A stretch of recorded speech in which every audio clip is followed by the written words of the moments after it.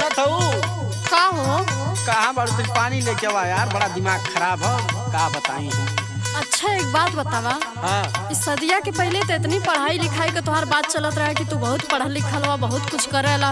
अभी कुल का करत बा तू? सुना, पढ़ला लिखला रजऊ हो, पढ़ला लिखला रजऊ, करेला बेगारी हो, तू बेचा तरकारी रजऊ।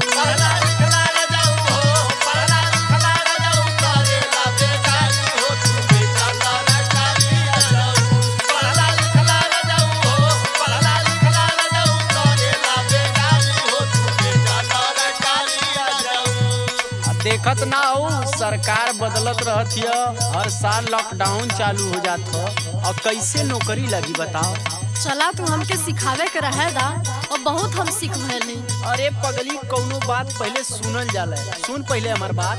सुनावा।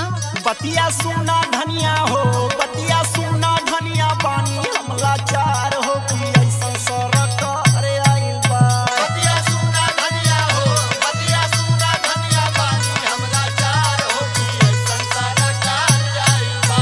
बतिया सुना धनिया हो, बतिया सुना धनिया, पानी हमला चार हो कि ऐसा सरकार आइल बा।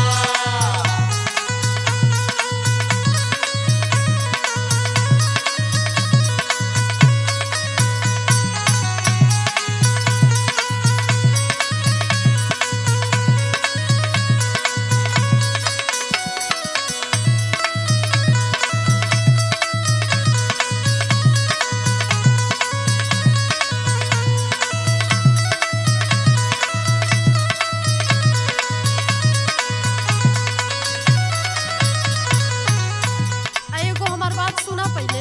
हाँ सुनावा। दुनिया में ना बहुत तरीका कमाइले खइले क, ई कौनो जरूरी ना है कि नौकरिया धइल रह। हाँ हम तू के बहुत उपाय बताओ कि काम कइले क। हाँ, शुभ काम में देरी मत कर, चट से बता दे। हाँ तो कान खोल के एकदम ध्यान से सुना। हाँ तो सुनाओ भाई। रविंदर जियरा मत जरावा, चाहे बकरी चरावा।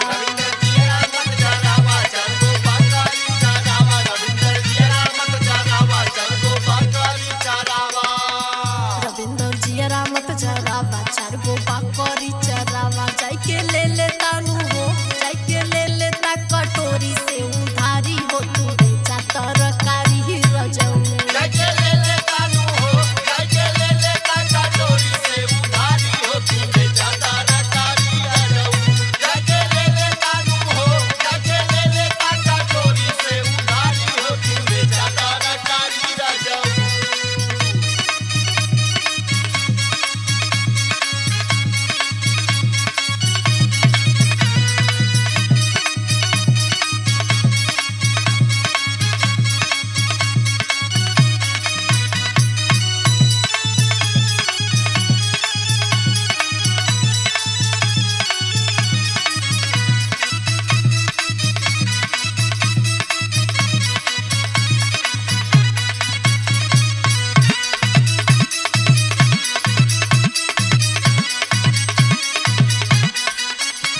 सच बताई ना, तू हमारा खिए खोल दिली आज।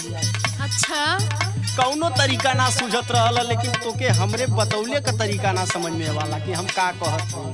हाँ तो तोहार तरीका हमके ना समझ में आवला कि तू का कहेला। अरे उहे तो समझाइला तोके, का बताई कि तू समझ जा, का खिया दे कि तू समझ जा।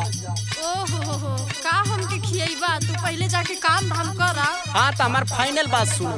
सुनावा। रनिया बढ़ल बेरोजगारी, कोशिश करके गई हारी। रनिया बढ़ल बेरोजगारी, कोशिश करके गई हारी। रनिया बढ़ल बेरोजगारी, कोशिश करके गई हारी। रनिया बढ़ल बेरोजगारी, कोशिश करके गई हारी। हम सोचा तानी हो, हम सोचा तानी धई के कपार